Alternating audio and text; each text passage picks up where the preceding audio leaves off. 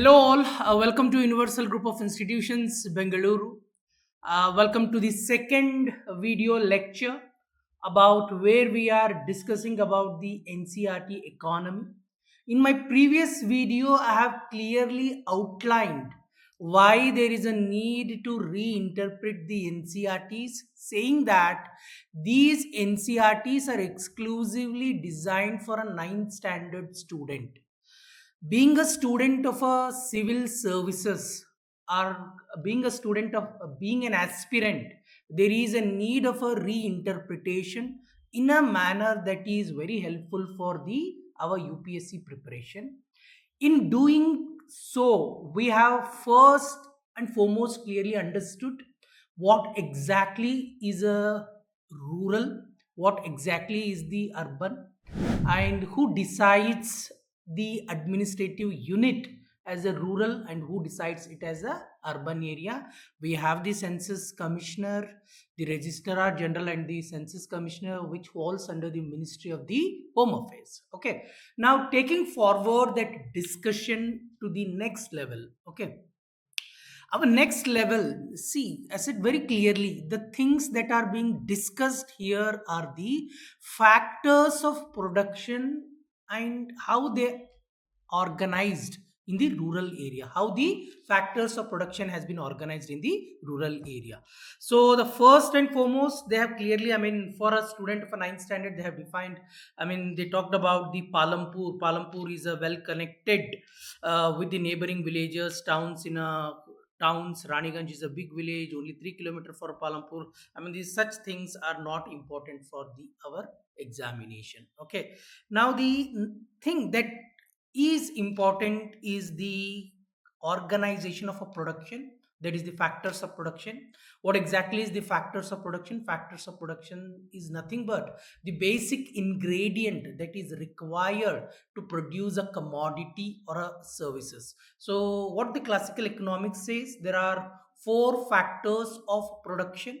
One happens to be the labor, another one happens to be the land, capital, and the entrepreneurship. Okay, so what is a labor? Labor involves both physical as well as the mental input.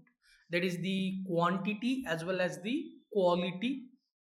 With that, that will have a direct bearing on our economic production. Let's say there is an individual who has a better skills, who has received the education, formal education, who has a capability to absorb the newer technologies, or who is healthy as a result of him being a skilled, him being a healthy, that is going to have a positive impact on the production. Similarly, it also depends upon the quantity, the number of people that you have who are going to assist you in the production. So what do we call this as collectively as the workforce? So what does these labors in return get? They get the wages or the salary. Same goes with the land. I mean, land, it involves both land and a sea, through which we are able to extract the natural resources. So those natural resources are being subject to the production. That means there is a value addition. That the basic example like farm crops. So what does a land owner get in return? That is the rent. Okay, that is how the, then the capital is nothing but which is aiding in the production process, which is aiding in the production process. That can be fixed capital or the working capital. I mean, the fixed capital, that is the tools, machineries. Working capital, that is the cash, the day-to-day administration that is required, the machinery. So what is the capital? I mean, occurs in return, that is the interest. Entrepreneurship, that is the mind that is able to combine these three complex things in a manner that is suitable for the production. That is the organization factors, which we call, they may be managers, staff, the clerical staff, whatever. So what does the manager get in return? That is the profit. So for your simplification, remember the things that I have discussed earlier. Labor refers to the human input, both mental and physical, I said very clearly, into the production process. Its impact depends upon the both quantity, that is the size, as well as the quality. That quality depends upon what? The education, training, the migration, because people do migrate in search of the better opportunity, which ultimately enhance the production, I said very clearly. What does the land includes? Land includes all the natural resources, that is the land, sea, and the materials derived from them, like crops, minerals. So developing countries, where do they often depend upon? They often depend upon the land intensive sectors like the agriculture. So just think about the India at the dawn of independence, 1947, 1950, even in a mid 65, mid 70s, where India was an agricultural nation, where the agriculture was contributing more towards the GDP. Even to the day, even though it does not contribute, it's not the largest contributor, service sector being the largest contributor, even to the day where more number of people are working, that happens to be the agriculture. Okay. The reward for a land is a rent, which is paid by the producers to the landowners, as I outlined very clearly. Then the capital comprises the tools, equipment used in the production. It includes fixed capital as well as the working capital. Machinery, buildings happens to be the fixed capital. Working capital is nothing but the cash and the inventories, that is already the production that has happened. The reward for capital is the interest that is earned by the owners who have lent their capital to the producers. What is the enterprise? I said very clearly, the complex mind that is able to amalgamate these three things in a manner that you are able to have the production, that is the coordination of the other three factors to produce goods, services, profitability. Entrepreneurs or managers take risks to organize the resources and are rewarded with the profit. So remember very clearly, students, what are the factors of production? Factors of production are nothing but the basic ingredient that is required to produce a commodity or a services. There are four factors of production: land, labor, capital, and the enterprise. So what does the land, I mean the labor in get in return? I said very clearly, the wages. Land, the rent. Capital, the interest. The enterprise is the profit, them being or taking the risk. So this complete the first dimension that is present in this particular chapter called as the Village Palampur, that is the organization of production. Let us quickly look at the first part of the factors of production, that is the something called as the land.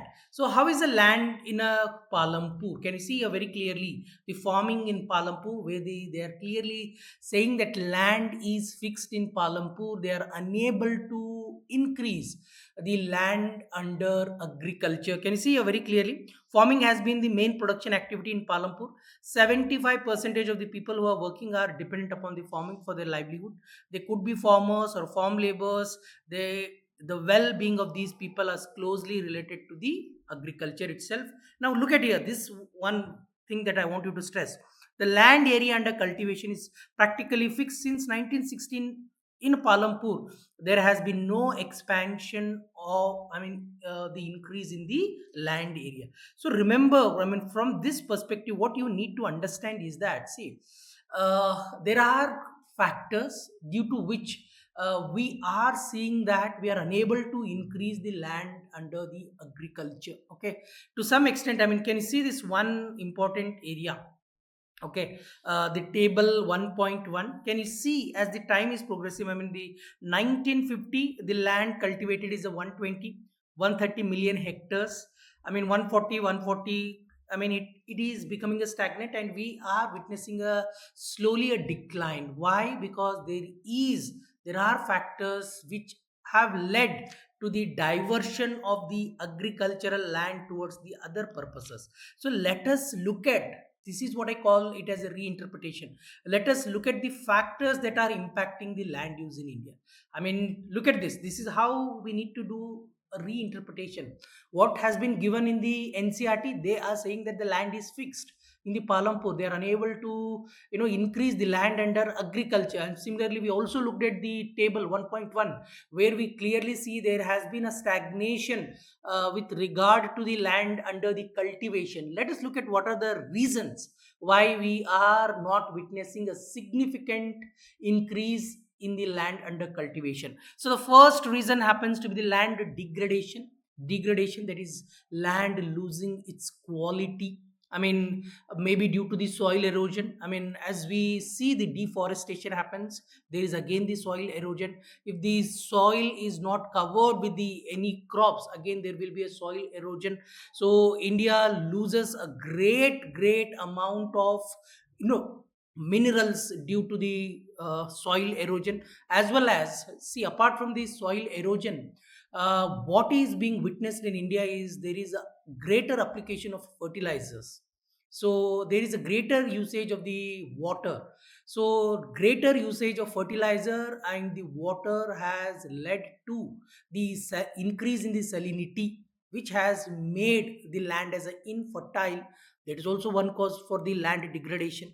Look at the second one, happens to be the fragmentation of the land holdings. I mean, if you see, I mean, as the generation to generation changes, we see that the lands get fragmented. When the lands get fragmented, I mean, it does not incentivize you to take a agriculture on a small piece of land, like a 1 acre of a land or a half a acre of a land. So we are witnessing the land fragmentation. So as a result, that land is left idle. No cultivation activity is being taken up on that small patch of a land, where the individual thinks it better to migrate and start working. And then there is a water scarcity. Look at, I mean, India being a land with a 1.5 billion population. We have a just, I mean, there is a 17% of the global population living in India, but this 17% of the global population has a freshwater resource of barely less than a 2.5 percentage.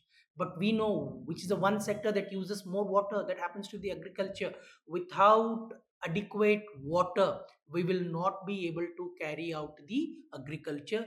If you expect a better productivity, there is need of water. So what we see is the successive governments, regardless of their political color, have taken measures to increase the percentage or the penetration of irrigation across the India. Second, then there happens to be the climate change impacts. Look at, I mean, there is a change in the rainfall pattern. There is a change with regard to the temperature pattern. Even a slightest increase, or even the modest increase of a zero point 0.5 degrees Celsius increase in temperature, will have a the great impact on the yield of the wheat, rice, or anything, okay, due to the heat waves and all. Land conversion that is being seen, I mean, with regard to the in the areas adjoining to the urban centers. Look at the areas around the metro cities like Bengaluru, Delhi, Mumbai, Chennai. I mean, we see that the villages, I mean, the slowly the land is being converted towards the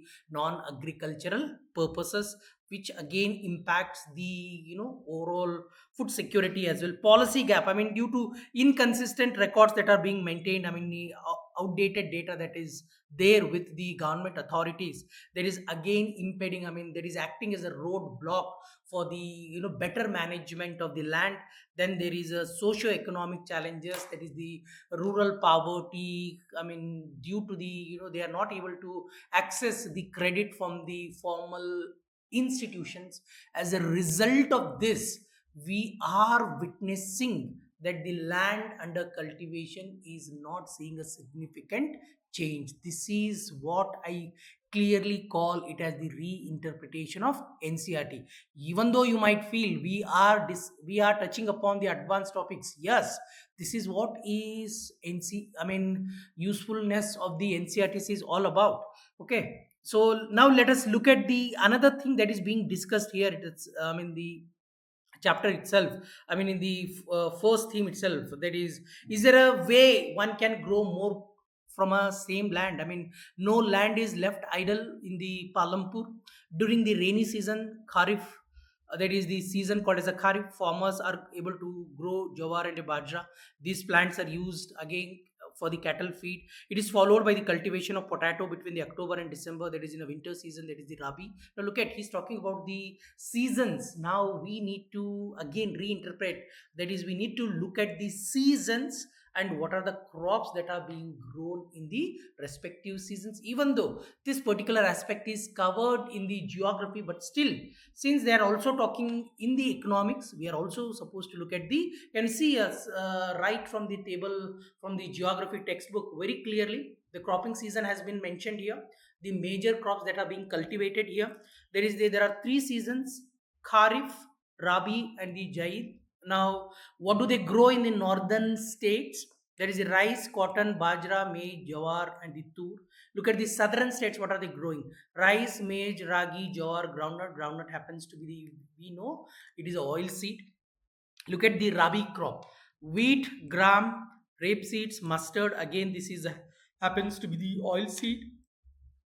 Barley, rice is able, you are able to grow again, maize, ragi, groundnut, and the jawar. Look at the zaid, I mean the small season, the between the kharif and the, I mean the rabi and the kharif, that is the vegetable, fruits, fodder, rice, vegetables, and the fodder. So you need to remember very clearly which crop is grown during which season, which is very very necessary to be remembered. So that's it in this particular edition or in this video lecture where we reinterpreted it, that is the factors of production, why we are not able to see the increase in the land towards the agriculture. In the next, we are going to look at, I mean, the food production. We're also going to look at the very very important one. I mean, right after the independence, India was not independent with regard to the food security. I mean, we were not able to ensure food security to everyone. Rather, we used to import the foods from the countries like the United States of America, where we had a program. I mean, the United States of America had a program called as a PL 480 program, where we'll look at the some of the policies of the President Eisenhower and the President Kennedy, who called this program as a Food for Peace program. So stay tuned, where we are going to discuss all these policies in our next class. We're also going to discuss some of the schemes that are directly related to increase the food production. Do like, do share, do subscribe, and do spread. I mean, if you have any concern, do let us know in the comment section. Thank you.